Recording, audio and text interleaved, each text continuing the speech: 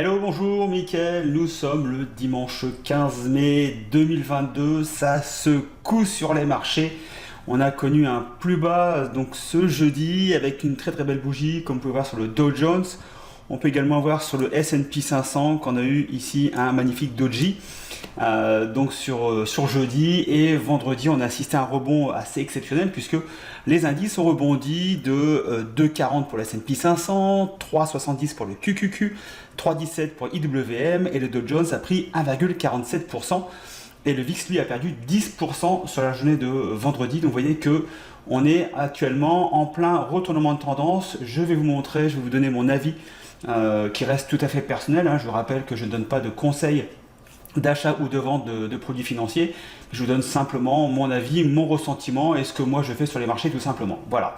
Avant de commencer cette vidéo, je voudrais vous rappeler que d'ici 4 semaines, autour du 10-15 juin, nous allons organiser un webinaire pour l'événement de la rentrée qui sera donc une formation en présentiel sur Bruxelles. Donc on vous fera un webinaire pour vous donner tous les éléments. Si vous voulez assister à ce webinaire, je vous invite à m'envoyer un email à laboursesansstress@gmail.com. Je vous mets l'adresse dans le descriptif en dessous. Et comme ça, je vous enverrai un email pour vous prévenir du webinaire qui aura lieu entre, je pense, le 10 et le 15 juin. Ça fait longtemps que je n'en avais pas parlé, mais pour ceux qui nous ont rejoints depuis très récemment, vous avez la possibilité de télécharger 3 e-books gratuits en cliquant sur le lien en dessous dans le descriptif. Alors, concernant les marchés, écoutez, ça se coupe pas mal. Si vous regardez ici le S&P 500, donc nous sommes clairement dans un canal baissier depuis le début 2022. Alors, on se prend le plus mauvais démarrage de bourse depuis 1936 ou 1939, on va dire, début des années 1940. On se prend le pire début donc de bourse de l'année. Donc là, depuis le 1er janvier, vous voyez ici que nous sommes en baisse. Alors bien sûr avec des rebonds. Nous avons créé un canal baissier. Nous avons tapé début avril la résistance du canal baissier. Nous avons tapé jeudi dernier le support. On a légèrement enfoncé du canal baissier. Et maintenant, que va-t-il se passer? Alors on vous parle de bear market. Alors pour moi, je vous montrerai une photo en fin de vidéo, et quand on me dit que on attend le crash, je suis désolé, mais sur certaines valeurs, on a déjà très fortement crashé, puisqu'on a des valeurs technologiques qui ont perdu 50, 60, 70, 90%, notamment avec Peloton, qui est un site de fitness où on fait du vélo devant un écran, et donc c'est des cours de biking online. Cette valeur a perdu 90% depuis ses plus hauts. Alors si on me dit qu'on attend encore le crash, je sais pas, il faut que la valeur tombe à zéro peut-être pour qu'on dise qu'enfin on est dans un crash. Clairement, sur certains indices, nous sommes en bear market. Sur le S&P 500, nous avons frôlé le bear market puisque nous avons ici touché les moins 19,80%. Vraiment, on est au poil, au millimètre près pour se dire qu'on a été sur un bear market. On l'a clairement touché sur le QQQ, on ira voir ça juste après. Mais voilà, donc mon sentiment aujourd'hui, c'est que, est-ce qu'on est sur un bull run? Écoutez, à mon avis, alors peut-être pas un bull run, mais au moins sur un retournement de tendance qui va pouvoir durer quelques semaines, je l'espère, au moins quelques jours, quelques semaines, qu'on repasse un petit peu nos portefeuilles en vert, puisque c'est vrai qu'aujourd'hui, clairement, on a quand même pas mal de lignes rouges, faut pas se mentir. Au niveau des options, j'ai pas mal de lignes rouges aussi, mais bon, on est encore pour certaines valeurs très loin des strikes, donc de l'assignation. Pour l'instant, voilà, pas de problème. Toutes les personnes qui sont avec nous dans la formation option, écoutez, ça se passe plutôt bien. J'ai pas eu d'appel de panique, etc. Donc on gère plutôt ça bien. Dans la formation, vous avez notamment donc toute une partie sur la gestion du risque et la gestion du portefeuille. Apparemment celle-ci est efficace puisqu'aujourd'hui aucun souci malgré 20 à 30% de baisse suivant les indices, donc on est plutôt satisfait de ce résultat et les membres de la formation également. Alors au niveau du S&P 500, que pourrait-on espérer? Alors ça c'est juste ma vision des choses, mais j'aimerais vous montrer quelque chose. Je vais revenir ici, voilà, je vais prendre la ligne, hop, voilà. Alors ici on est venu ici taper le support, alors je vais partir d'ici, voilà, et on pourrait, voilà, ici, faire un copier-coller de cette remontée, ce qui pourrait nous faire une remontée. Voilà, si je pars d'ici à peu près, voilà, on n'est pas à 2-3 points près, mais on pourrait être à ce niveau-là. Et à ce niveau-là, écoutez, ça me plaît plutôt bien, puisque on aurait une convergence de résistance avec donc le haut du canal haussier. On aura également, vous voyez, la 200 qui commence à piquer du nez. Donc on pourrait, je dirais d'ici une dizaine de jours, être au contact si on devait remonter autour des 4300, 4400, 4450, voilà, grand maximum. On pourrait être au contact et de cette résistance-là et de la résistance faite par la moyenne mobile à 200 jours. On serait sur une convergence de résistance. Bah, écoutez, moi ça me va bien si on retourne aux 4400. Là, au niveau des 4400, il va falloir être prudent, donc je pense qu'on va lâcher pas mal de lignes, on va se mettre voilà, bien liquide. Au niveau des options, on fera attention peut-être de ne pas se remettre sur des ventes de put sur une résistance, hein, c'est absolument pas l'objectif. On pourrait ici dépasser la 50 comme on a déjà fait sur le précédent retournement de tendance. Vous voyez, on avait bien ici cassé la 50, on avait également cassé la 200, mais là ici la 200, je pense qu'elle peut voilà, être convergente ici avec la résistance du canal baissier. Donc c'est mon avis. On pourrait aller chercher ici, on va calculer ça ensemble. On pourrait aller chercher, bon là on est déjà ici, si je pars sur un plus bas, voilà, une dizaine de pourcents. Donc je pense que entre 10 et 12%, c'est tout à fait jouable.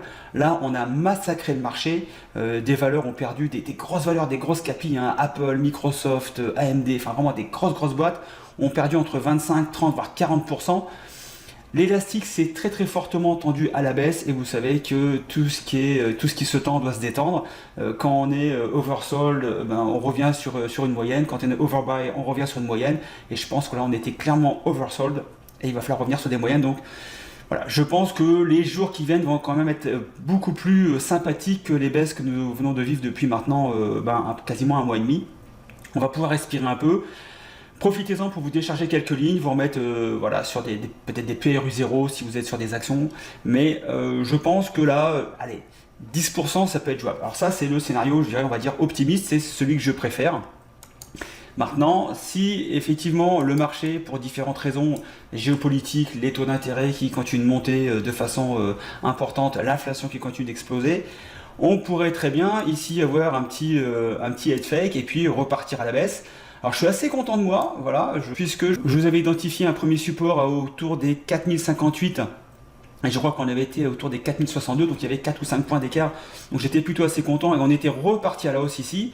J'avais également identifié, si vous reprenez donc l'analyse d'il y a 15 jours, un deuxième support autour des 3851, on est à 3861, voilà, je me suis encore trompé de 10 points, je suis désolé. Et donc là, si on devait casser cette zone-là de support, parce que voilà, les conditions de marché font que là, le marché a décidé de corriger beaucoup plus, quoique déjà 20 ou 30% sur les indices, je trouve que c'est déjà pas mal. On pourrait ici aller chercher les 3723, ce qui nous laisserait encore, à date d'aujourd'hui, à peu près 7,5% de baisse supplémentaire pour aller chercher le support suivant, en sachant que si on devait casser les 3720, le support prochain serait aux 3500. Alors beaucoup de gens parlent des 3500, ce qui nous ferait une baisse par rapport au cours actuel d'encore 12%. On serait quasiment à 30% sur le S&P 500. Si on devait perdre encore 12% sur le S&P 500, je pense que le QQ perdrait encore plus et que les valeurs technologiques seraient encore plus impactées.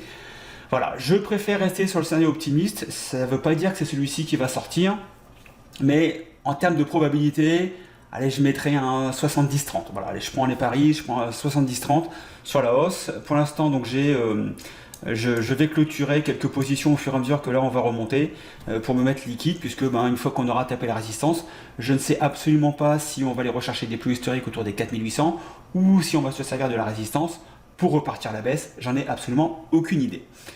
Je vous propose maintenant d'aller faire un tour sur les différents indices. Donc là on avait le S&P 500.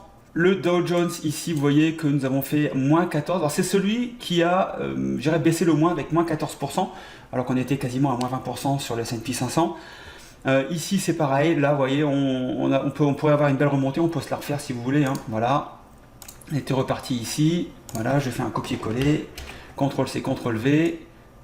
Hop, je vais essayer d'attraper ici. Voilà, on pourrait repartir. Vous voyez que là, on reviendrait également sur la résistance, avec ici la 200 qui repart à la baisse et qui pourrait être convergent. Donc, vous voyez, donc c'est pas idiot d'avoir peut-être cette vision d'ici 15 jours, 3 semaines. Au niveau du QQQ,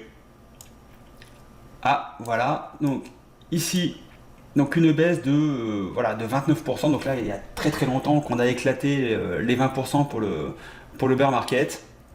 Et si on reprend exactement la même chose, si je prends ici par rapport, voilà, CTRL V, voilà, ici vous voyez que on revient exactement ici également sur la résistance avec la 200 qui repart à la baisse. Donc on pourrait également, vous voyez, sur ces trois indices, on pourrait avoir une convergence de résistance entre la 200 et puis donc le haut du canal baissier. Voilà, c'est une théorie, c'est une vision que j'ai du marché, en espérant que celle-ci se réalise. Vous pouvez également remarquer qu'au niveau du MACD, du RSI, on est quand même franchement en bas. Ici, on était en survendu au niveau du RSI. Je ne vous l'ai pas montré sur le S&P 500, mais on a exactement les mêmes configurations. Ici, donc pratiquement en oversold sur le S&P 500. Ici, phase de retournement sur les MACD. Voilà, on a la même configuration sur l'ensemble des indices. Au niveau du VIX, puisque voilà, nous, traders d'options, nous adorons le VIX. Alors je ne vous dis pas qu'en ce moment, alors on n'a pas trop passé d'ordre la semaine dernière, puisque on ne savait pas trop où le marché allait aller, puisque on a tapé le support et on ne savait pas si le support allait casser ou s'il allait servir de rebond vers la résistance prochaine. On est quand même remonté cette semaine autour des 35. Alors je sais qu'il y a quelques membres qui étaient très larges en termes de marge, qui en ont profité pour passer des positions. Là, je ne vous dis pas qu'avec un VIX à 35, ils ont pris de très belles primes. Le VIX est redescendu à 28. Déjà en 2 jours, certains ont pris entre 20 et 25% de primes en l'espace de 2 jours. Donc une très belle performance sur les options qui ont été vendues autour des 35 ici, sur les différents secteurs que l'on étudie ensemble sur le Discord. Alors si vous voulez accéder au Discord, vous avez également la possibilité de prendre un abonnement pour nous suivre pendant 1 mois, 3 mois, 6 mois, 1 an. Si vous avez envie, vous m'envoyez pareil un email et je vous enverrai les conditions d'adhésion au Discord si vous le souhaitez. Avant d'attaquer l'ensemble des différents secteurs, je voulais vous parler de l'index Fear and Greed. Nous sommes actuellement sur une peur extrême, donc Extreme Fear. On est à 12, je crois qu'on est descendu à 6 jeudi au plus bas du marché. C'est ce que je vous expliquais tout à l'heure, c'est-à-dire que quand on a l'élastique qui se tend énormément, il doit se détendre. Vous voyez, quand on est en extrême peur, on revient souvent au neutral, et quand on est en extreme greed, on revient également au neutral. C'est exactement le même principe avec les écarts types. Je ne sais pas si vous connaissez la courbe de Gauss, mais globalement, à un écart type, positif ou négatif, on est autour des 68%, c'est-à-dire que 68% du temps, les cours, les choses, enfin tout ce qui s'analyse avec la courbe de Gauss, on reste 68% du temps entre -1 et +1 écart type. Là, vous voyez qu'en étant en extrême fear, on est quasiment sur du -3, -4 écart type. C'est-à-dire que ce sont des zones qui se voient entre 0,5 et 2% du temps. Donc tout ce qui part à l'extrême revient toujours au milieu. Je pense que là on atteint un extrême avec donc une peur extrême. Et je vais vous montrer plusieurs choses qui vous indiquent pourquoi actuellement nous sommes dans une phase d'extreme fear. Vous avez ici donc le marché, donc le momentum du marché. Donc ici vous avez le S&P 500 avec la moyenne mobile des 125 jours et on vous dit que quand nous sommes sous la moyenne mobile des 125 jours, nous sommes dans une zone de peur. Et là, on est clairement en dessous, on est vraiment très loin. Donc là, on est vraiment dans une peur extrême, donc ce qui confirme encore le sentiment de marché d'avoir une peur extrême. Sur le deuxième graphe ici, au niveau des prix de marché, vous avez ici ce qu'on appelle les 52 plus hauts et les 52 plus bas. C'est ce qu'on appelle les plus hauts de 52 semaines et les plus bas de 52 semaines.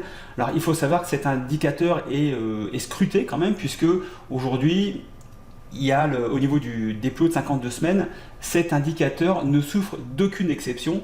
Ce que j'entends par là, c'est-à-dire que toutes les valeurs qui ont explosé à la hausse ont à un moment donné fait un plus haut de 52 semaines. Il n'y a absolument aucune exception contraire, puisque tous les cours qui ont explosé à la hausse, vous pouvez prendre n'importe quel graphique, à un moment donné, ils ont tous dépassé un plus haut de 52 semaines. Et là, ce qu'on peut s'apercevoir, c'est qu'il y a plus de sociétés qui font des plus bas de 52 semaines que des plus hauts de 52 semaines. Et ça peut se comprendre avec une baisse de 25, voire 30% sur les indicateurs. Donc là, c'est pour ça que nous sommes également aujourd'hui en extreme fear sur les prix marchés. Vous avez également ici le put and call option ratio. Donc ça, on l'utilise beaucoup, nous, en tant que trader d'options. Quand on achète des calls, on pense que le marché va monter, et quand on achète des puts, on pense que le marché va baisser, puisque c'est une protection. rapidement, quand vous achetez un put, vous achetez le droit de vendre les actions à un prix convenu avec donc le vendeur de put. C'est-à-dire que là, si je prends un exemple tout simple, vous avez du Microsoft qui valait, je sais pas moi, 150 $, par exemple. Je connais pas le cours de Microsoft par cœur, mais partons du principe que Microsoft était à 150, vous l'avez acheté, je sais pas, peut-être à 100 $, et vous voulez être sûr que si Microsoft descendait en dessous de 120 $, vous voulez absolument vous en débarrasser. Vous l'avez acheté à 100, vous la vendez à 120, vous avez quand même fait un bénéfice. Donc vous allez acheter un put qui va vous donner le droit de pouvoir vendre Microsoft à 120 $, peu importe le prix de Microsoft en dessous de 120 $. Donc pour protéger leur portefeuille, ce que font les traders, les hedge funds, etc., c'est-à-dire qu'ils vont acheter des puts. Donc quand il y a beaucoup d'achats de puts, ça veut dire que le marché est en peur, puisque voilà, on achète une assurance de pouvoir vendre ses actions à un prix minimum, un prix qu'on a négocié avec le vendeur de puts. Et là, vous voyez que le ratio put-call est en faveur des puts, c'est-à-dire que là, on est clairement toujours dans un sentiment de peur extrême. Au niveau du marché de la volatilité, donc du VIX, on a ici donc la ligne orange qui est la moyenne mobile à 50 jours, et là, on revient ici sur la moyenne mobile. Donc là, on est plutôt neutre au niveau de la volatilité. Alors c'est assez surprenant puisque voilà, l'ensemble du marché pense qu'on va aller sur un crash, qu'on a perdu 25-30%. Donc le marché est relativement frileux. Et malgré tout, malgré quelques poussées du VIX, on voit bien que là, le VIX revient sur sa moyenne mobile des 50 jours.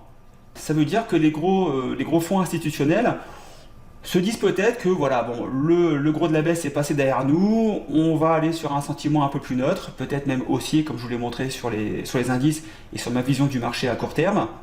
Donc pour l'instant, vous voyez que le VIX, malgré tout, n'explose pas au-dessus des 35, 40, 50. Alors si bien sûr on devait casser les supports en début de semaine, là on aurait à mon avis une réaction assez vive du VIX qui pourrait repartir aux 35, 40, voire peut-être beaucoup plus.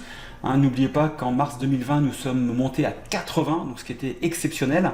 J'espère qu'on n'ira pas sur les 80, parce que bon là ça risque de faire un petit peu de dégâts dans les portefeuilles. Mais si on devait casser les supports, on pourrait très bien aller chercher les 40, 45, 50, pourquoi pas. Mais là, vous voyez que le sentiment actuel au niveau du VIX fait que, voilà, on est plus trop, je dirais, peureux, entre guillemets, au niveau de la volatilité prochaine des marchés. Voilà.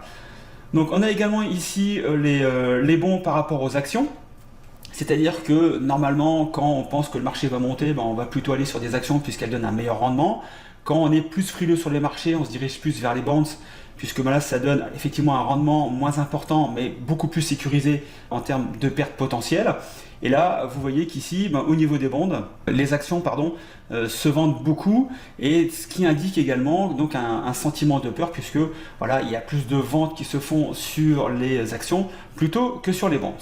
Voilà, donc je voulais vous faire ce petit aparté pour vous montrer qu'on était dans un sentiment de peur extrême, qu'on était dans des extrêmes au niveau de la peur, et que voilà, moi c'est ce qui me conforte dans ma façon de penser en disant voilà, on est vraiment sur un élastique qui est super tendu à la baisse.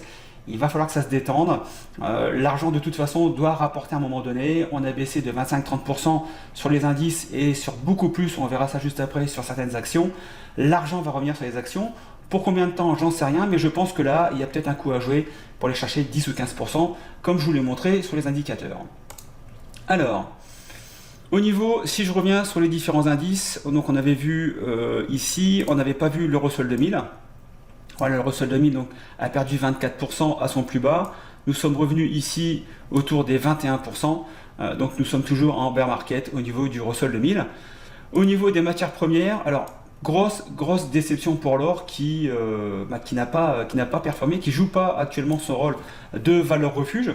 On pourrait s'attendre à ce qu'avec une inflation galopante, avec un marché qui crache, l'or parte à la hausse. Malheureusement, le gros problème de l'or aujourd'hui, c'est le prix du dollar. Et tant que le dollar sera haussier comme il est actuellement, ça aura un impact négatif sur les cours de l'or. Donc voilà, à attendre. Ici, graphiquement, si on regarde, on vient taper ici le support du triangle ascendant. Donc de la résistance ici qui maintenant devient support. On pourrait pourquoi pas ici avoir un rebond. On voit que nous sommes ici sur un doji qui normalement représente un retournement de tendance potentiel. On voit qu'au niveau du RSI et du MACD, on est également en zone très basse, on est quasiment sur du survendu au niveau du RSI. On pourrait avoir un rebond sur l'or, mais clairement c'est quand même le grand perdant de de cette partie. Je pensais sincèrement que l'or allait performer plus que ça, mais malheureusement le dollar étant beaucoup trop cher, ça impacte négativement les cours de l'or. Au niveau du SLV, alors là je suis assez surpris, puisque nous venons ici, alors j'attendais cette zone ici comprise entre les 18 et les 19 dollars, entre 18,50 et 19,50, 20 dollars, puisque c'est une zone qui est travaillée quand même depuis pas mal de temps. Vous voyez que là on a tapé des plus hauts autour des 19,50, on est revenu ici, donc cette zone ici, ce range est venu ici servir de résistance.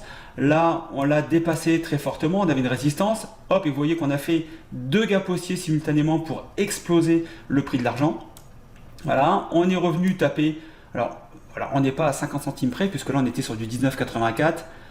J'avais dessiné la zone entre les 18,35 et 19,35, donc voilà, on n'est pas à 50 centimes près, mais vous voyez que en termes de prix, entre les 18 et 19, 19,50, on est sur une zone qui est relativement testée, aussi bien en support qu'en résistance.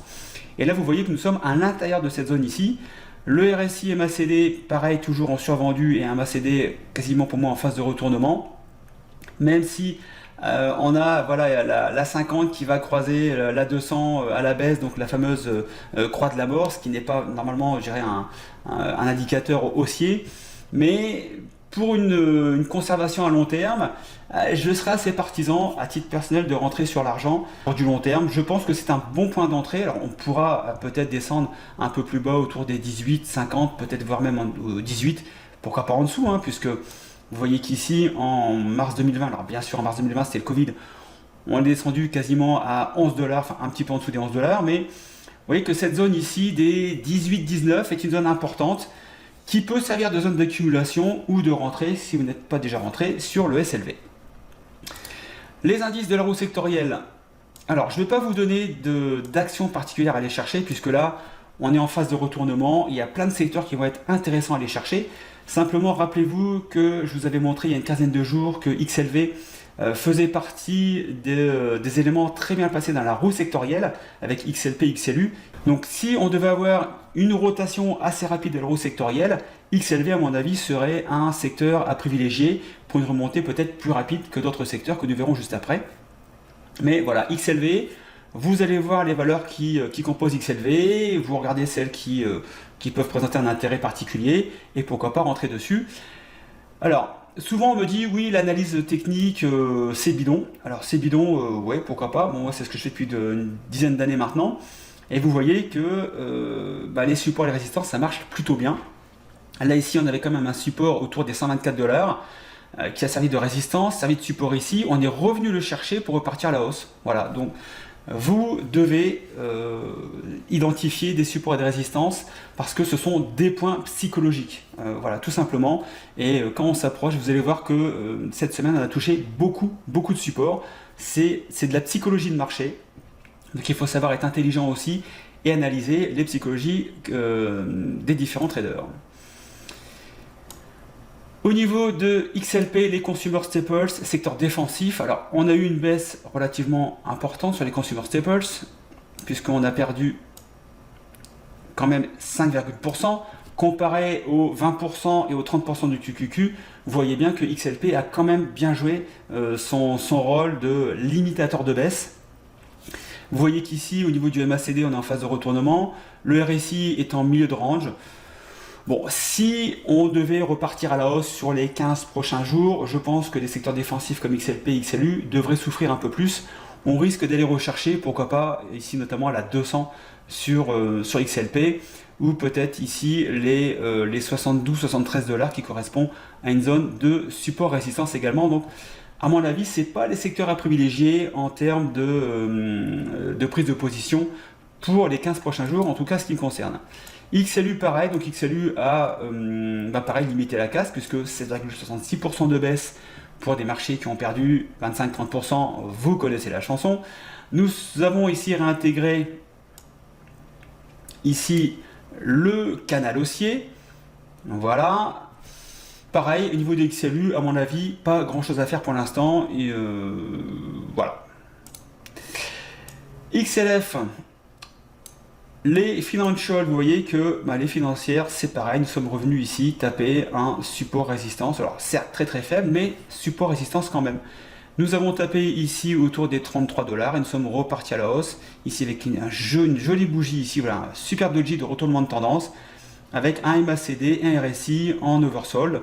Donc on est parfaitement dans des conditions de marché pour un retournement. Si vous regardez l'ensemble des moyennes mobiles sur les différents secteurs, vous verrez que bien souvent nous avons cassé la 200 avec la 50 à la baisse. C'est-à-dire que nous sommes rentrés sur des croix de la mort, donc sur des marchés techniquement baissiers. Je ne vous dis pas que nous sommes sortis d'un marché baissier pour repartir sur un bull run, je vous dis simplement que sur les jours prochains, on risque d'aller repartir légèrement à la hausse. Maintenant, est-ce qu'on va redépasser les plus hauts historiques à 41 sur XLF dans les semaines qui viennent? Je n'en suis pas sûr, mais au moins il y a un peu d'argent à aller chercher là pour les 15 prochains jours, autant en profiter. Si bien sûr on devait casser les supports, ça remet complètement en cause mon analyse optimiste, vous vous en doutez bien. XLK Technologies, voilà, même constat. On a ici une zone autour des 126,50, 127 $, qui sert de résistance, de support. Et là, nous sommes quasiment venus aller à 1 $ près, 1,5 $ près. Nous sommes venus retester cette zone de support et là, on repart à la hausse. Voilà, tout simplement. Donc, même constat que pour XLF que je viens de faire. Je ne vais pas vous resservir la même sauce. XLB, les materials, voilà, zone de support résistance. On vient chercher ici la zone des 78, 79 $. On est venu chercher ici les 79,50. Ouais, donc voilà, on a 50 centimes ici de zone de tendance. Pour moi, le support a fait le job. On va repartir à la hausse si, bien sûr, le marché l'a décidé. XLY, voilà, même chose, support, résistance. Voilà, ici, voilà, donc ça a servi de support une première fois, une deuxième fois, et là une troisième fois. On est dans la bonne tenue au niveau des supports. Vous avez toujours la même configuration, la 50 qui est en dessous de la 200, donc toujours dans une configuration baissière à moyen long terme. Là, je vous parle simplement pour du court terme. XLI, domaine industriel, zone de support, zone de résistance, zone de support et zone de support. Voilà, donc même constat, vous voyez, à chaque fois, ça fait 4-5 secteurs qu'on fait, on a exactement la même configuration. Bien sûr, XLE, lui, va être dans une configuration toute particulière puisque nous sommes très haussiers sur le domaine énergétique. Nous sommes actuellement dans une zone de congestion. J'ai reposté un article sur le groupe privé de la Bourse en stress que j'avais mis en ligne il y a plusieurs mois. Et bah, écoutez, tout ce que j'avais écrit à l'époque, alors je suis assez content, puisque tout ce que j'avais écrit à l'époque s'est réalisé. On a carrément explosé les valeurs énergétiques. Alors j'avais donné des pétrolières, j'avais donné du Valero, j'avais donné du Schlumberger, du ExxonMobil. Toutes les valeurs ont explosé, donc plutôt content de vous avoir donné ma vision. J'espère que vous en avez profité. Au niveau de l'énergie, pour moi, à mon avis, le pétrole, on n'a pas fini avec le pétrole. Souvenez-vous que pendant la crise des subprimes, on était monté à 146, 150 $. Nous sommes actuellement au niveau du pétrole à 110. Hein, on était redescendu autour des 100 $. On a repris quand même 10% en l'espace de quelques jours, donc relativement important. Pour moi, au niveau du pétrole, on n'a pas fini. Et au niveau de l'énergie, on n'a pas fini également. Donc, il va y avoir encore des choses à faire sur le domaine énergétique. Je vous donnerai des éléments sur le Discord pour ceux qui nous suivent. Qu'est-ce qu'on peut aller voir pour finir? Le domaine des semi-conducteurs. Voilà, semi-conducteurs, et nous avons ici une zone de support résistance, support et support, voilà, comme d'habitude. Alors, je voulais revenir pour conforter un petit peu mon propos sur un retournement de tendance à très court terme. Donc, je vais revenir sur, ici, un graphique, donc toujours ce fameux graphique Fear and Greed Index. Je voulais vous montrer quelque chose pour vous montrer que à chaque fois qu'on avait un plus bas au niveau de l'indice FIR, on avait de remonter derrière. Alors, je vous propose d'aller vérifier, voir si ma théorie est bonne. Donc là, on a octobre 2008. Donc je vais revenir sur le S&P 500. Voilà. Sur le S&P 500, ici, je vais passer en monthly. Voici, si on doit remonter assez loin. Je vais passer en monthly ici. Voilà. 2009, ici. Voilà. Alors, on avait ici un point bas en octobre 2008. On va aller voir ce que ça donne. Donc, octobre 2008. Voilà, octobre 2008, ici, vous voyez qu'on a un marché qui est relativement baissier. On n'a pas un point bas puisque le point bas avait été en mars 2009, mais là c'était la crise de subprime et je peux vous assurer que là ça paniquait sévère sur les marchés. J'étais sur les marchés à ce moment-là, j'en ai pas large pour être franc avec vous. J'ai perdu beaucoup d'argent ici entre 2008 et 2009 puisque moi je suis rentré en bourse à peu près ici. Voilà, je suis rentré en bourse juste ici. Voilà, en gros 3-4 mois avant la crise. Je m'en souviens encore. Heureusement je me suis refait depuis. Mais c'est vrai que rentrer 3 mois avant une crise, c'est pas très bon pour le moral. Donc vous voyez que ici on avait un indice donc d'extreme fear et on est reparti à la hausse ensuite. Ici, qu'est-ce qu'on avait? On avait juin 2010. Donc on va aller voir juin 2010. Hop, juin 2010, on avait une période ici de baisse. Voilà, donc alors, je ne vais pas vous calculer ici les pourcentages de baisse, mais vous voyez que on avait ici un sentiment de peur extrême et d'ailleurs on est reparti à la hausse. Si je prends août-septembre 2011, ici août-septembre 2011, voilà, donc le marché qui baisse assez fortement puisqu'on passe de 1400 points à 1100 points, donc on doit perdre quasiment 25 ou 30% à calculer. Regardez, bah écoutez, on va le faire. Hop, voilà. On perd 23%, ouais, donc on perd 23%, le marché passe en extreme greed, et d'ailleurs on repart à la hausse. Voilà, alors je ne vais pas tous vous les faire parce qu'il y en a plusieurs, mais on va se faire par exemple décembre 2018. Allez, décembre 2018. Décembre 2018, ah voilà, donc baisse importante. Voilà, on perd 20% sur le S&P 500. Actuellement on perd 20%. Voilà, petite remarque. On perd 20% et d'ailleurs on repart à la hausse. Bien sûr ici on se tape la crise du Covid et d'ailleurs on repart à la hausse de façon relativement importante. Donc est-ce qu'il faut continuer d'avoir peur aujourd'hui? Je ne pense pas. Je pense que tous les éléments que je vous ai montrés aujourd'hui vous indiquent que pour moi on repart sur un retournement de tendance à la hausse. Vous aurez toujours les oiseaux de malheur qui vont vous dire que le crash, nous sommes en plein crash, que nous sommes qu'au début du crash, on va faire un moins 50, moins 70. J'en avais d'ailleurs déjà parlé dans une vidéo que j'avais fait ici il y a à peu près 2 mois qui a plutôt bien performé puisque c'est quasiment un record avec 2300 vues sur 2 mois alors qu'on n'a pas ça sur les autres vidéos, mais j'avais mis ici comment prévoir les baisses de 40% et je vous fais un détail justement de tous ces oiseaux de malheur qui vous disent qu'on va baisser de 40, 50, 70% et je vous montre en détail ce qui se passe quand on a des prévisions de ce genre. Donc n'hésitez pas d'aller revoir cette vidéo, donc comment prévoir les baisses de 40%. Je vous mettrai également le lien en descriptif si vous voulez, mais vous allez voir que parfois d'écouter les gens qui vous annoncent le cataclysme du siècle, c'est juste pour vous faire peur et c'est peut-être pas la bonne méthode. Voilà, donc allez voir simplement cette vidéo, vous apprendrez peut-être des choses. Alors je voulais également vous montrer pour finir, puisque on nous parle de baisse, on nous dit voilà, le marché, le crack va arriver. Ok, moi simplement ce que je voulais vous montrer avec ce graphe, c'était que on a quand même des grosses capis, hein. On a du Google, du Microsoft, du Home Depot, du JP Morgan, de l'Amazon, qui ont perdu depuis les plus hauts entre 23 et 91%, donc pour Peloton, je vous en parlais tout à l'heure. Alors effectivement, nous avons beaucoup de valeurs technologiques, on a du Facebook, on a du DoorDash, du Netflix, du DocuSign, on a du Zillow, on a également du Rivian, donc ça c'est de la voiture électrique je crois, un Rivian, oui c'est ça. Vimeo, donc ça c'est pareil, c'est de la technologie. Snowflex aussi je crois, je ne sais pas trop ce que c'est, mais oui je crois que ça doit être de la techno. Uber, Lyft, enfin vous voyez donc toutes ces grosses boîtes. Starbucks qui n'est pas spécialement une technologie, a quand même perdu 40%. Enfin c'est juste énorme. Amazon qui cartonne, moi je regarde un peu ce qu'on commande sur Amazon, j'ai quasiment un colis par jour qui arrive de chez Amazon, aussi bien à titre personnel que pour le boulot. On est quand même sur du moins 40% sur Amazon.